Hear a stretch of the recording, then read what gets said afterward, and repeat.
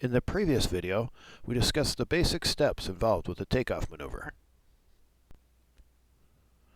We apply full power, steer down the runway with the rudder pedals, pull back at rotation speed, bring the nose up to the initial pitch attitude, then pitch for climb speed. In this video, we'll offer some tips and techniques as we discuss the details of each of these steps.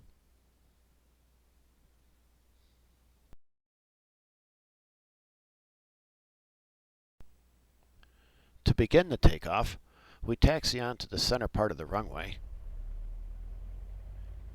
and give the engine full power.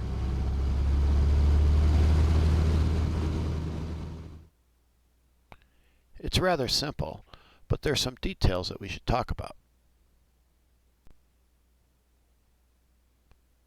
First, we must have our hands and feet in proper position. Our hands simply stay where we have them for taxi.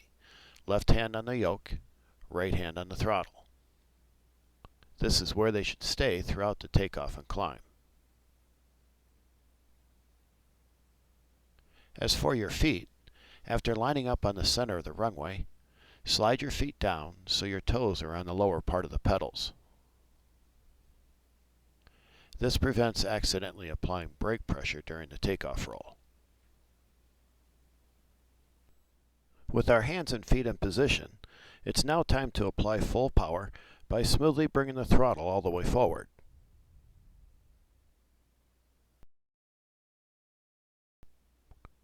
We don't want to jam the throttle up too quick, or the engine could backfire or even quit. It should basically be a 1003 count.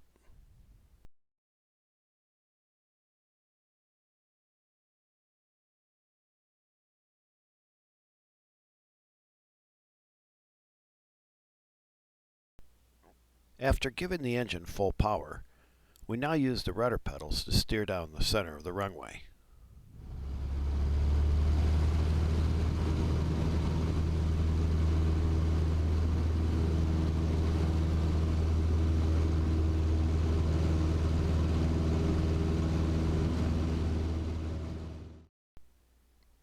There are a couple points to talk about here. First, as the airplane starts to roll, it will want to veer left because of the full power left turning tendency. We need to anticipate this and do what it takes with the rudder pedals to keep the airplane on the center line.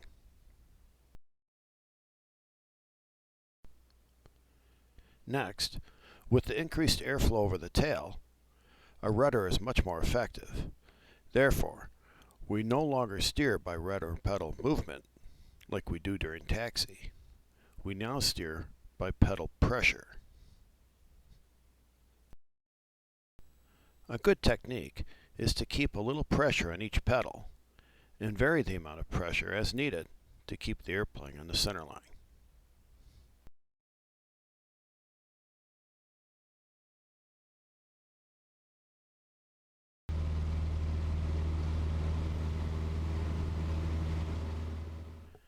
At rotation speed, pull back on the yoke and lift the airplane off the ground.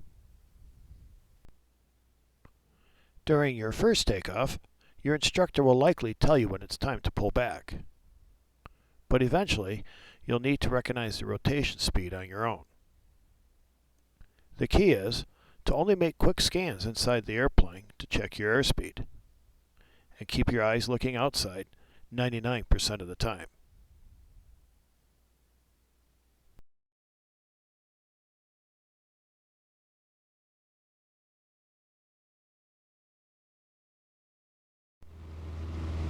At rotation speed, we pull back on the yoke to bring the nose up to the initial pitch attitude. In this example, we're putting the tip of the nose on the horizon. At the same time, we must do what it takes to keep the wings level. If you notice the airplane banked, be very purposeful with your yoke pressure to keep the wings level and the pitch where you want it. Do not use any trim at this time.